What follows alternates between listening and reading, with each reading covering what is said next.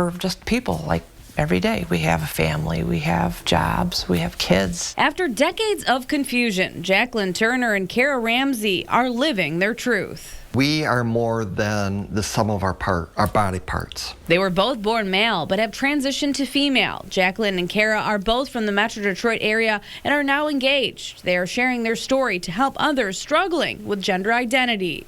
I wanted to be a better person. I wanted to be a better version of myself. Turner's journey began in 2015 after getting divorced and having kids. She was working as a mechanic and living as a man, but her daughter, who was born a boy, began displaying signs that she was transgender. She had this binky, and she would wrap it around her hair and say, "This is my long, beautiful hair, Dad." And by the time she was 4 and 5, she wanted, high heels. She wanted heels and girly shoes. She didn't want boy shoes. When her daughter was 5 years old, Turner witnessed her scolding other children on the playground. Shaking her finger at these 3 boys, yelling at them, saying, "No, no, stop calling me a boy. I am not a boy. I am a girl, and you will treat me like a girl." That moment changed Turner's life forever. She wondered, if my child can be so brave, why can't I? It hit me like a ton of bricks. Turner soon realized with the help of a therapist that she was also transgender. That started her new life as a woman. Hormones, surgeries, and clothes all came with it. Ramsey's story is slightly different. By the time she was 8 years old, she was drinking every day. She later struggled with addiction, along with gender identity issues. To numb the pain, to numb the way I felt, had some close calls and mishaps with that. Ramsey says she got sober years later, but didn't realize the root of the problem until 2013. That's when she saw a documentary on Jazz Jennings, one of the youngest transgender people to be publicly documented. She immediately knew she was just like Jazz.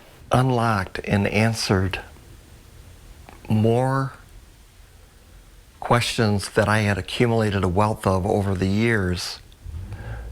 Answered more of those questions than any other mental health professional or teacher or friend. And with the help of a therapist, Ramsey's suspicions were right. She was also transgender.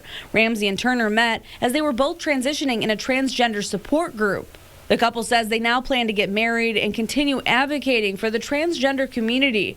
Their best advice to someone going through this: seek outside help and support. They say they have no regrets. I also feel very fortunate to be who I am, because not only have I been able to help my daughter, I've been able to help other people out there. We just want to live and let live, and be afforded all the same rights and equalities that every human being should be afforded.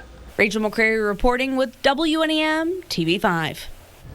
There is a group in mid-Michigan called Perceptions that provides educational and social opportunities for transgender and gender non-conforming individuals. Now you can learn more about it by going to the hot link section of WNEM.com.